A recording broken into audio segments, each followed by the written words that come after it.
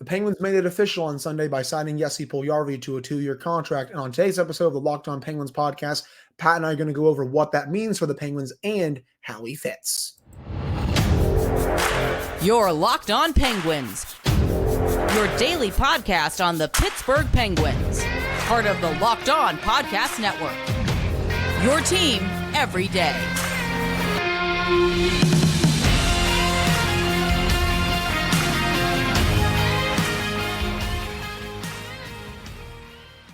Hello, welcome back to another episode of the Locked On Penguins podcast. I'm one of your hosts, Hunter Hodes. You can follow me on Twitter at Hunter Hodes, joined by my co-host Patrick Damp. You can follow him on Twitter at Center for Wet, and you can follow the show's Twitter at LO_Penguins. Of course, thank you all so much for making this your first listen/watch of the day. We are free and available on all platforms. And finally, today's episode is brought to you by Sleeper. Download the Sleeper app and use promo code LOCKEDONNHL to get up to a $100 match on your first deposit. Terms and conditions apply. See Sleeper's terms of use for details. So, Penguins had some pretty big news on Sunday. They signed Jesse Puljujarvi to a 2-year contract for this season and for next season, $800,000 per year. We kind of figured this move was coming because over the weekend, Pat, I sent you a text that he was healthy scratched in Wilkes-Barre's most recent game, as was John Ludvig. So I was like, okay, it looks like the Penguins have some balls in the fire here for bringing him up. And then, of course, bringing John Ludvig back up because he was down there for a conditioning stint. And sure enough, they signed Puljujarvi on Sunday. I'm pretty excited about this. I mean, I don't think he's a long-term answer for this team, but you look at what he did down Wilkes-Barre. Played 13 games, had a really slow start, was trying to get his legs back a little bit, but 4 goals and 9 points in those 13 games. Just really rounded into form, I feel like, over the last week and a half, looking like the player that we saw in the NHL when he was healthy. And now he has a shot back in the NHL to see what he can do after a really rough surgery over the offseason. And at practice on Sunday, it was the Penguins' first practice back after the All-Star break. He was on a line with Rickard Rakell and Lars Eller. I really like the makings of that line. If Rakell can finish a little bit more, that's obviously huge for that line. You have Lars Eller who can do it both offensively and defensively. And you kind of have the same with Puljujarvi because when you look at his underlying numbers, he ranks in the 71st percentile for even strength offense, 91st percentile for even strength defense. So he can defend well and he can forecheck well. His finishing is still not where you kind of want it to be, 3rd percentile for that, but he also fits in just perfectly for the Penguins because the Penguins are the worst finishing team in the league right now. But he has, again, other attributes that make him a pretty intriguing player for this team. And at basically next to no money, it's a low risk to medium high reward. There are players in the bottom 6 lately that haven't been doing the job. See what he can do, and then you go from there. Again, I still think they probably need another move for the bottom 6 if they want to be a playoff team this year. But at this point for Puljujarvi, why not? He was playing well down in Wilkes-Barre. See what he can do on a line with 2 pretty established NHLers. And then maybe if he does well with that, you can move him up to the second line with Evgeny Malkin, especially if Reilly Smith struggles because he was back at practice on Sunday as well. He's practicing on Monday too. And if he continues his struggles, you can bump up Puljujarvi and see what he can do in the top 6 at that point. So this is a very much a win for the Penguins. Just, again, low risk, medium to high reward. I think that's basically sums up my thoughts on it. I can't be mad at this signing because, like you said, it's for next to no money. It's $800,000. That's not going to cost you too much against the cap. That's a solid number for a guy who more than likely is just going to stick in your bottom 6. His high watermark was the COVID shortened season where he scored 15 goals with the Oilers. That's his career high. He's got 51 goals through 334 NHL games. He started to look pretty good, like you said, in the last week with the Wilkes-Barre Scranton Penguins. The biggest thing for me here is this is something we have seen quite a lot in the Crosby, Malkin, Letang era with a guy like this who high draft pedigree, disappoints a little bit. Now, I will say a lot of that disappointment comes from former Oilers management who was just a disaster outside of the big name guys like McDavid, obviously, and Draisaitl and Taylor Hall, who were basically no-brainer, can't miss kind of players. But this isn't really a guy who I think was worthy of the 4th overall pick designation back in 2016. Now, that doesn't mean he's a bad player. It doesn't mean he's not an NHL player. He very much is an NHL player. And taking him 4th overall was a reach for the Edmonton Oilers at the time. So, but we've seen this with the Penguins, like I was starting to say, a guy who kind of disappoints elsewhere, comes in, kind of rebuilds his stock and his value as an NHL player. And like you said, his underlyings make him a solid option on the third line. Do I think he's going to come in and light it up? No, I don't have any misgivings about him suddenly becoming one of the best players on this team. But the way in which he plays the game, and you put him on the line that he's on right now with Eller and Raquel, he's a guy who can go do the dirty work. He's the guy who, when you're in the offensive zone, he can go retrieve the puck. He can throw the first hit, change possession from the opposing team to the Penguins. And if you have a guy like Eller, who is a pretty sneakily good playmaker, getting the puck to Raquel to score, that could unlock a solid third line for a team that's fighting to get into the playoffs. Plus, I think and I don't mean this negatively, I think we as Penguins fans and analysts kind of expected him to go down and dominate in the AHL. And there's 2 reasons I think that was a little misguided, and I will take full responsibility for it myself because I was expecting him to dominate as well. It's a game played with less structure because it's not the NHL. You don't have consistency on your roster. A lot of guys go up, some guys go down. Rarely do you have a consistent roster night in, night out. And Jesse Puljujarvi's injury and surgery, that's really hard to come back from. And you can practice, you can lift, you can run on the treadmill and ride the bike all you want. Literally nothing can replicate a game.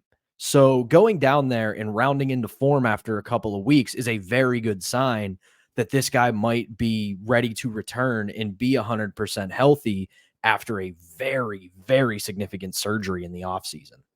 Right. And I'll also go off what you said because I was in the same boat. I wanted him to go down there and show that he was the best player on Wilkes-Barre just because of all the NHL experience that he had. And yeah, to start, he wasn't. But then afterward, he kind of showed that, at the time, he probably arguably was the best player because he was lighting it up game after game after game. And he was averaging at the end of his Wilkes-Barre tenure almost a point per game. So kind of in a way, he didn't flat out dominate, but he was still pretty solid and was close to, at the end, a point per game.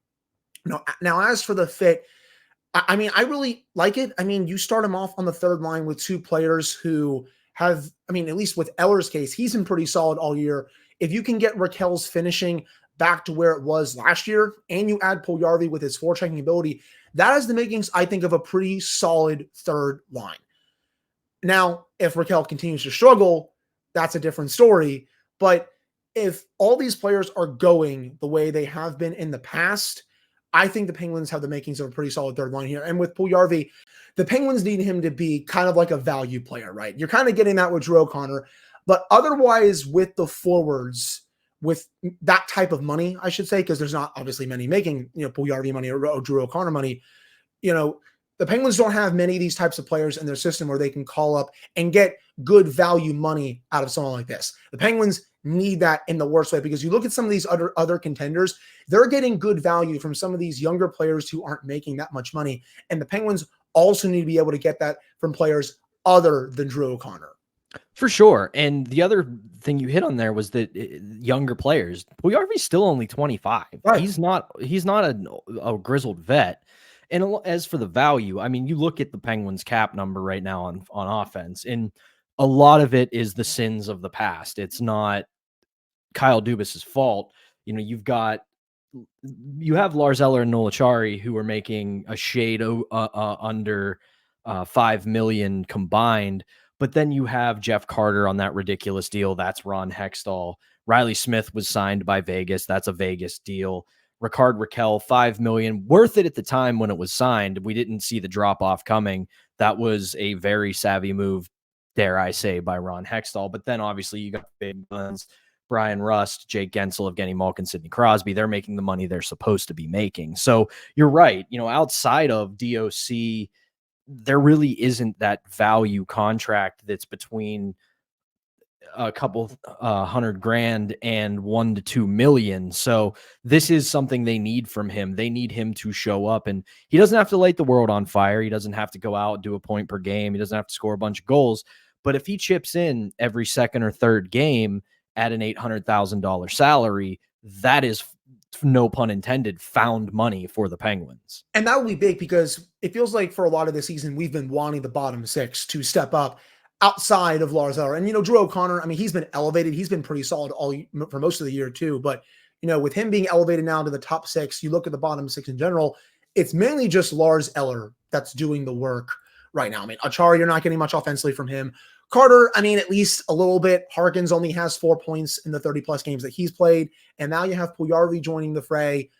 If you can get some production from him and then from Eller, as you said, every second or third game, or maybe once a week in a game, for example, the bottom six starts to look at least a little bit better. And potentially, as I've said a couple times already, if you can get Rickard Rakell back to looking like the version that we saw of him last year, that would also be a big win for your bottom six. And then if he also plays well, you can bump him up to the second line potentially, and then move Reilly Smith down if he continues to struggle. And speaking of Reilly Smith, we're going to talk about him and the rest of the practice notes in the second segment. But before we get to that, we got to tell you all about Sleeper, which is the official daily fantasy app of the Locked On NHL Network.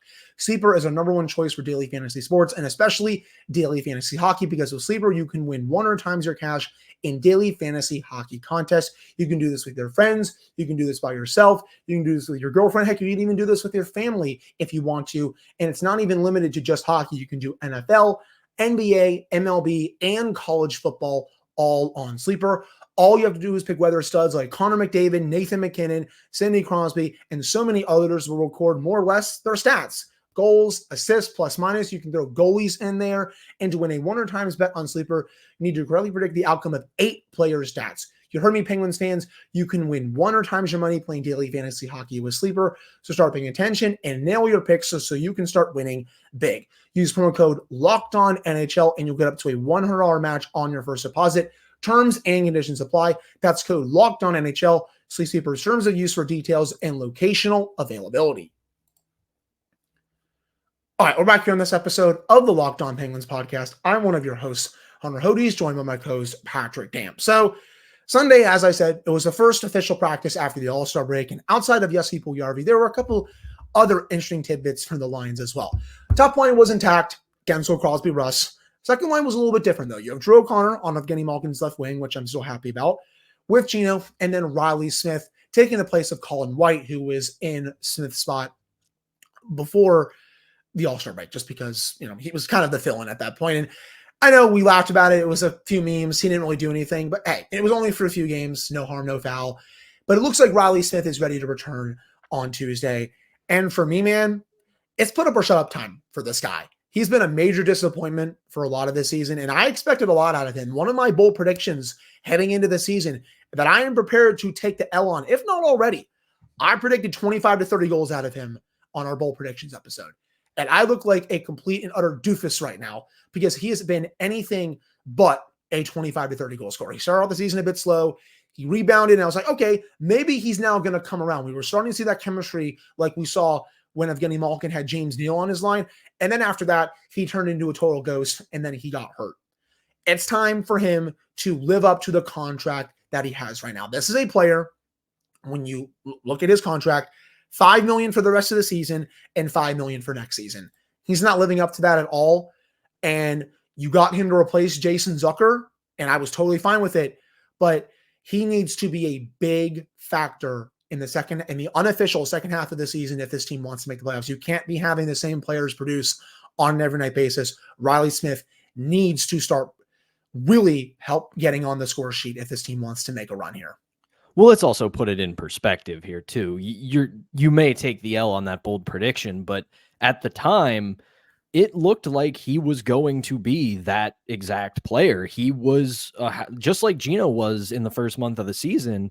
He was a man on fire. He couldn't miss. Neither could Gino. And while Gino has had some production dips throughout the season, he has still, for the most part, looked like Evgeny Malkin. And we also have the added caveat that Evgeny Malkin is 37 years old, and he has a lot of hard miles on his body. He has played regardless of how Penguins fans feel about him, he has played a rough brand of hockey in his career. So his biggest strength was always his size and strength. And you play that kind of hockey by the time you get to age 37 in the National Hockey League, it is going to take its toll. Reilly Smith, on the other hand, you look at him and he's all of 32, which I know in sports terms, that's kind of old, but at the same time, he came in as advertised. He was the Zucker replacement and he looked every bit the part of it. And he just hasn't been that guy since. And it's a problem, not just because of the salary, but because he was a key contributor all those years in Vegas on the Stanley Cup run, the run to the finals, and everything in between with the Golden Knights. And he has not been that outside of a couple of weeks in Pittsburgh. And you can retcon it all you want about, oh, this was a loss of a move for Kyle Dubas and all that and the other, but he came as advertised at the start, and it was a low risk, high reward move. And right now it's looking more like a risk move, and that's a problem. Exactly. And I'll also say this about Reilly Smith. I don't think he's going to get dealt at the deadline this year unless this team truly bottoms out in February and then in early March.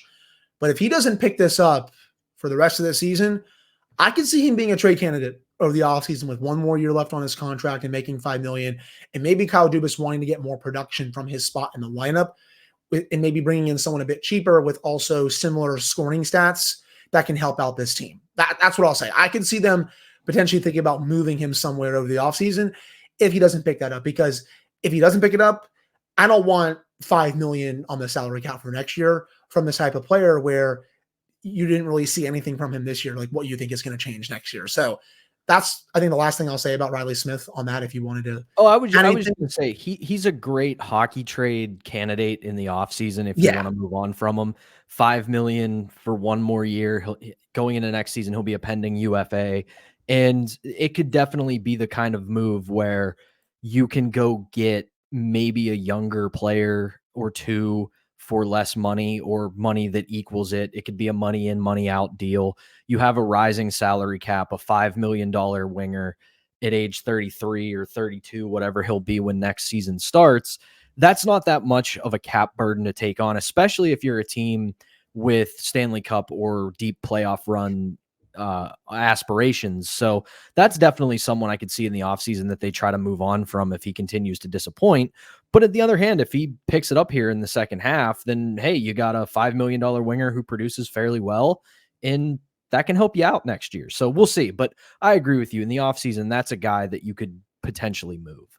Right. We'll have to be fair. If he does come back and produce for the second half of the season here, then hey, he'll be fine heading in the offseason, and I don't think they're going to look to trade him. But we'll just have to see how these next, 35, 40-ish games go for him and this team. Outside of that, you have the regular fourth line, Harkins, Achari, Carter. Not really too many surprises there. You look at the forward group in general. Outside of Matt Nieto, this is probably as good as you're going to get at this point. And even with Nieto in the lineup, I still think this team is another forward short. But again, right now, this is probably as good as you're going to get without any trades from other teams coming in. Defensively, mostly the same pairings: Pettersson, Letang, Graves, Carlson, John Ludvig with Chad Ruedel, P.O. Joseph was with Colin White. I will stress to everyone, P.O. Joseph was in John Ludvig's spot in practice on Monday. So we'll have to see who gets the nod between Ludvig or Joseph. I'll say this, though. If Joseph immediately comes out of the lineup on Tuesday against the Winnipeg Jets, that's concerning to me. He had every opportunity to run away with that spot while Ludvig was hurt and while he was down in Wilkes-Barre getting in a conditioning stint, and he wasn't able to do it. And if he gets replaced in this first game back, I think he could be trade bait at the deadline here, because I don't think he's lived up to the Penguins' expectations that they had for him this season. And while granted his underlyings have been pretty solid, and I've been really on the train that he needs to play a little bit more, it's obvious that the coaching staff doesn't see it a lot with him. And the fact that Ludvig is already getting more reps than him in practice at times, and the fact that he already might be in line to replace him, even though he was out for so long and while Joseph was playing quite a bit, that's just concerning for me. And I don't know what his future holds here in Pittsburgh. I can't really add anything on the P.O. Joseph front. I agree with that take that he's probably a candidate to get moved at the deadline, depending on what this team wants to do and where they see themselves going. On the other hand, though, I do think Ludvig brings more value to this lineup because we've talked about at length this team's deficiencies this season. And one of them is that they don't have a great net front presence in the defensive zone. And not that I think this team needs to become bruisers, that's not the style of hockey this organization has ever played. But having a physical presence on the blue line is needed, especially this time of year and going into the Stanley Cup playoffs. Now, people will point to the 16-17 teams and say, well, they weren't really that physical. It's not that they were overtly physical, but you knew you were going to get hit playing the Pittsburgh Penguins in 16-17. You weren't going to go in and get beat up. You weren't going to get pushed around, but it was a team that didn't back down. And John Ludvig fits that bill very well. He is a physical player. He's younger, and they need a guy who in the defensive zone can, not in a bad way, but can get a little dirty, can throw some hits, can move guys out front of Jari or Nedeljkovic. And at this point, I think what he brings to the team is more valuable for what this team wants to do than what P.O. Joseph brings to the table for where this team wants to go. And that's fair. I will say he is, of almost any other player on the team, their most physical player, even though he's not that big of a player. But that aside, I know I've been, I guess, a little critical of him. I still want to see more of what he has to offer outside of being a physical presence. You know, you can look at the underlyings a little bit. He's played 6 games with Chad Ruedel on the bottom pairing. And in those 6 games, those two have a 52.6 expected goals for rate. That's pretty good. And for your third pairing, you'll take that all day and twice. I'll take that any day of the week. And I think the Penguins want to see more of him. Again, I want to see more of him. And I don't think they can do that if you're icing P.O. Joseph, even though he's had a few weeks here to really establish himself. But again, he hasn't. So it's hard because I want to see both more of P.O. and I want to see more of John Ludvig. But one of them is going to have to sit unless, one gets traded, and that's probably going to be P.O. They're not just going to move on from Ludvig after just getting him before the season started. So with all that said, I don't think P.O. has a long-term future with the Penguins, but we'll have to see when it comes to that. But final thing before we head to break here, the power play. Mike Sullivan actually stuck with it. You saw the new look power play before the All-Star break, and sure enough, he got the same combinations. Chris Letang is quarterback in the top unit with Jake Gensel, Sidney Crosby, and Brian Rust, and Reilly Smith was elevated to the top power play. Not sure how I truly feel about that. I probably would have a different player on there, but still, he's elevated up there. And then for the second unit, Jeff Carter, Rickard Rakell, Lars Eller, Evgeny Malkin, and Erik Karlsson. Jeff Carter being on power play too is, I got to say, it's kind of funny to say the least, but you're still seeing these two split pairs of the power play. And honestly, I'm totally okay with that. That top unit before the All-Star break, when you saw the switch made, it had plenty of quality chances in those couple of games. Keep riding that momentum after the All-Star break. That's an easy decision for me. I mean, I'm glad Mike Sullivan is sticking with it. 100%. And I like the idea of putting Smith on that unit because goal scoring cures all, depending on, how he feels. Because he's having a crisis of confidence right now, the way he's been playing lately. And with a unit that was looking like they were figuring it out before we went to break, that unit could get him going again. If he pops in 1 or 2 or is a big part of a couple big power play goals, that could spark his game again. And as for Jeff Carter, I mean, we have seen it the last couple of weeks with him.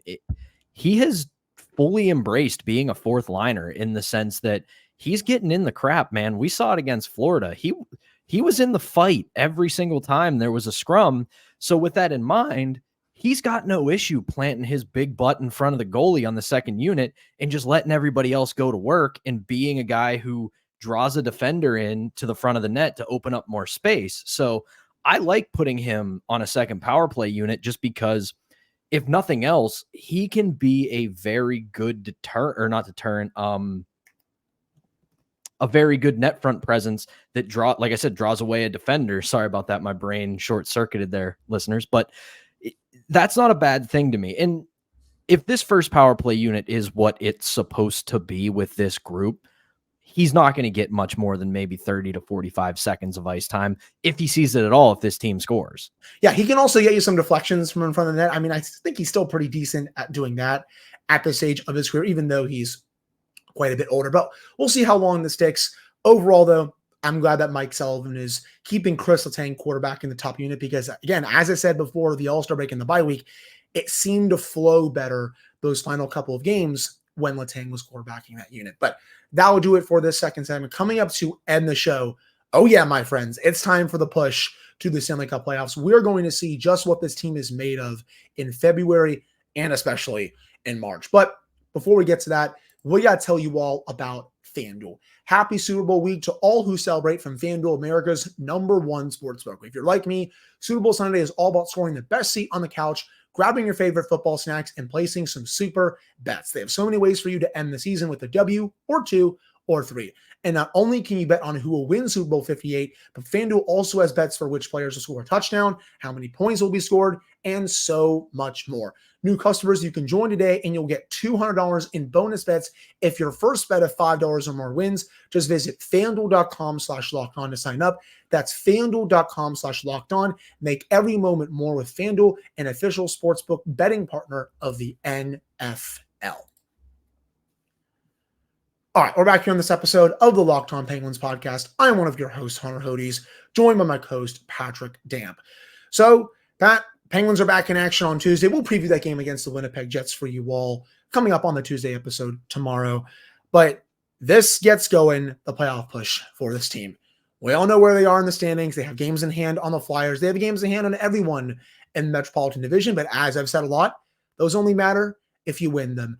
And these next couple of weeks especially, they're going to be the biggest couple of weeks of their season because we're going to find out pretty quickly what Kyle Dubas wants to do with this team. I think he's going to give them a couple of weeks here to see if they can string together some wins on a consistent basis against teams that I think they should be able to win. I mean, yeah, you look at the schedule this week and they get Winnipeg twice this week, and that's obviously one of the best teams in the Western Conference and also the NHL, but they also have a game against the Minnesota Wild, who are not that good. But then you also have quite a few days off before you play the Panthers, and then you have the Chicago Blackhawks, who are not going to have Connor Bedard. Then you have LA, who just fired Todd McClellan. You have the Islanders, the Canadians, the Flyers. Then you have your Western Canada swing. You look at the schedule overall for this month, they had a lot of off days with the bye week and the All-Star break. Their legs should be totally refreshed. You then have this game against Winnipeg, couple more days off before a back-to-back, and then a few more days off before another back-to-back, and then a few more days off before Jaromir Jagr night on February 18th. They're going to have plenty of off days throughout this month to really keep their legs refreshed, even though they just had the break. But again, it's still put up or shut up time. These points matter so much right now, and we're going to find out real quick if this team has what it takes to make the playoffs and get back after missing last year. So I did a little math before we hit record. I went through the schedule the rest of the way. So this month, they've got 7 games against teams currently in or fighting for a playoff spot and only 2 Metro games. So not a big deal there. Coming up in March, they've got 9 games against playoff teams currently in the playoff picture. 7 of those are against the Metropolitan Division. And they have 16 games in total. So they play half the month in March. And then in April, they've got 4 games against the Metropolitan Division. So that means they have 13 total division games to go, which puts a lot of points on the line for this team in the stretch run. So at this point, if you're the Penguins, you have to, at the very least, take advantage of these Metropolitan Division games, because you've got games on hand in everybody. You're only 7 points out, and normally 7 points out in the National Hockey League is almost an unclimbable mountain. But with the games in hand, it's going to put them over teams with a tiebreaker. It's going to put them over teams that don't or have played more games. So at this point, you don't want to write games off. You obviously want to string together as many wins as you can, but you need to highlight, underline, bold, italicize, whatever, those Metro games, because that many points on the line against your division where you are very much in the thick of it with a couple of teams falling, that is where you have to make your money. That is where you have to make your move. So yes, they've got to look good against the Winnipegs, the Floridas, the Vancouvers of the world, but the Metro games are as important as they've ever been, and you can't go to overtime. You cannot cede points to these teams. You have to get 2 clean points. You took the words right out of my mouth there. I hate overtime games when you play the Metropolitan Division. It doesn't help you. I mean, it helps you a little bit, but you're also obviously helping the other team. So that's not good enough. You got to win those games in regulation. And going off what you said, they only have 2 Metro games this month, but look who they're against. The Islanders, who are also fighting for their playoff lives. They haven't had that new head coach bump from Patrick Waugh just yet. It could be coming, but they still looked pretty inconsistent in the first 2 games under him. That's at home, and that's the 3rd of 4 games against the Islanders before they end the season on the island against them. And then just a few days later, you have the Flyers for the 4th and final game against them this season. You just beat the Flyers in Philadelphia a few weeks ago, and you dominated the Flyers in that game. Now you're coming home to play them. You need 2 clean points in those 2 games. I think those are the 2 most important games of this month, with where the Penguins are in the standings, with how the Islanders and them are literally, they're 1 point apart, and with the Penguins trailing the Flyers, but only a few points, but having the games in hand. You take 4 clean points there, and you're able to get consistent results in your other games. You're going to set yourself up looking really nicely heading into the gauntlet that we call March. And the biggest thing there is, we talked about it right before the break. The Flyers are sinking like a rock. They're starting to look more like the Flyers we expected. And they only have 1 goalie right now. That's Sam Ersson. The whole Carter Hart situation, we'll have to see what comes with that. But they only have 1 NHL competent goalie on their roster right now. And I don't know if Sam Ersson is built for a lot of this run that he's going to get, because he's never had that type of workload before in the NHL. So I'm going to be curious to see how that goes for them. Agreed. And the other thing is, at this point, with the way the Metro is setting up and the way the Atlantic is setting up, your best bet is to get into the top 3 of the Metro for the playoffs, because I have a sneaking suspicion that the 2 wild card spots are going to go to the Atlantic Division.